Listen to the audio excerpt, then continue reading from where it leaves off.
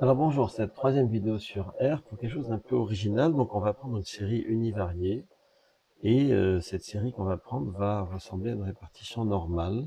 Normale, ça veut dire qu'avec un ventre au milieu, c'est-à-dire que par exemple vous mesurez la taille des individus, ben, si vous regardez l'histogramme, il y aura, ça fera une courbe en cloche, quoi, une courbe en Madeleine.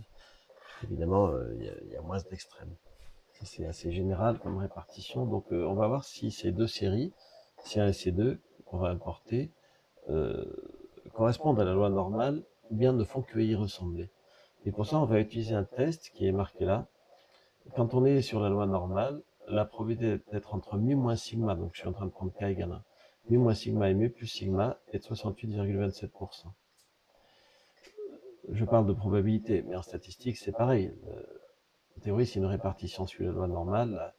La proportion des éléments qui sont entre mu moins sigma et mu plus sigma sera 68,27%. Et après, pour k égale 2 égale 3, voilà.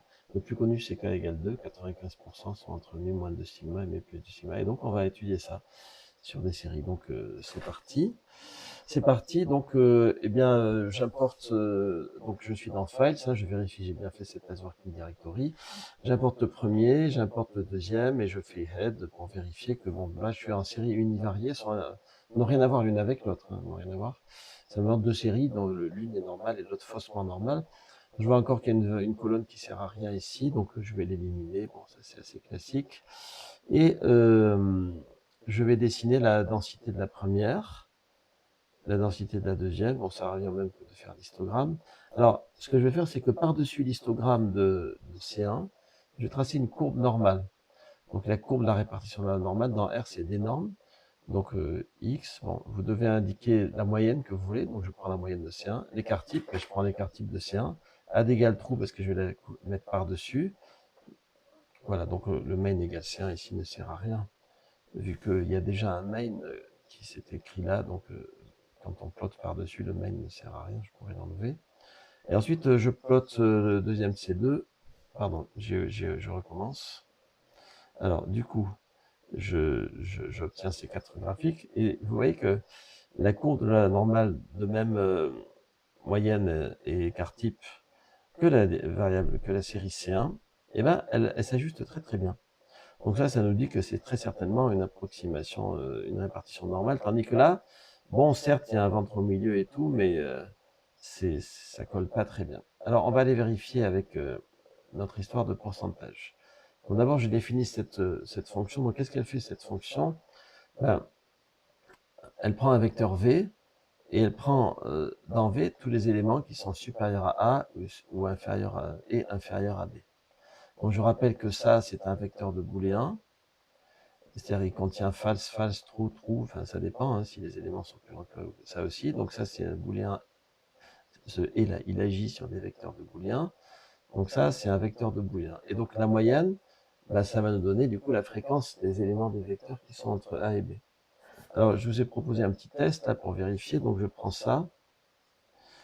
Et donc vous voyez qu'on trouve 0,2. Donc pourquoi on trouve 0,2? Parce que je prends ce vecteur là et je regarde les éléments qui sont strictement inférieurs à 2,5 et plus grands que 1,5. Donc il n'y en a qu'un, c'est 2. Et donc, dans ce vecteur-là, il va y avoir un seul 1, et après, que des zéros. Et quand vous faites la moyenne, vous trouvez 1 sur 5, puisqu'il y a 5 éléments en tout. Voilà. Donc, 1 sur 5, 20%. Maintenant, je fais une deuxième fonction, maintenant, ici. Alors, elle fait quoi, cette fonction? Elle prend un vecteur et k, et elle applique ça, c'est-à-dire la fréquence des éléments qui sont entre A et B, mais pas pour n'importe quel A et B, pour mu moins k fois sigma, mais plus k fois sigma, qui correspondait exactement à ce qu'on disait sur l'écran de départ. Voilà. Et donc, je m'attends à trouver comme pourcentage, vous vous rappelez, 70%, 95, 45%, 99%. Voilà. Alors, je fais un petit test de ma fonction ici pour voir. Bon, j'ai pris encore le même vecteur tout simple, j'applique 1. Alors, ici, j'ai mu égale 2, clairement. On peut calculer l'écart type de cette série. Bon, c'est un exercice de base, donc c'est 1,58. Donc, quand je fais mu moins sigma, ça fait 2 moins 1,58. Donc, ça fait 0 quelque chose, 42. Et mu plus sigma, ça fait donc 3,58. Donc, quels sont les éléments qui sont entre 0,42 et 3,58? Ben, il y a 1, il y a 2 et il y a 3. Ils représentent 3 éléments sur 5, donc 60%. Et donc, c'est ce qu'on trouve. Alors maintenant, je crée mon code. Alors, je fais quoi ici pour mon code? je vais appliquer cette fonction, je vais utiliser sapply. Donc, je vous montre ici dans le help, sapply, il marche comme ça, x. Donc, x, c'est le vecteur sur lequel on boucle, func, c'est la fonction, et après, 3 petits points, c'est les autres arguments.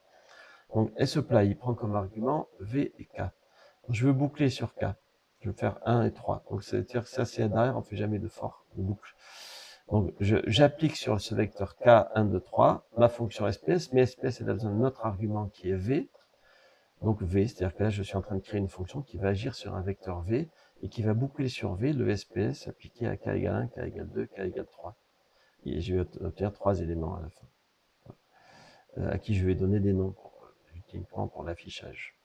Alors, dans SPS, il faut bien voir qu'SPS, elle prend d'abord V et ensuite K. Nous, on a mis d'abord K, ensuite V. Donc, on peut faire ça avec des fonctions derrière, comme dans Python d'ailleurs, en nommant les paramètres. Ça, j'ai mis V égale V, qui paraît un peu bizarre. Ça, c'est le premier, c'est le V de là, celui qu'on a appelé V ici. On lui dit, tu dois être égal au V de là, celui de la fonction. Et maintenant, je fais mon calcul.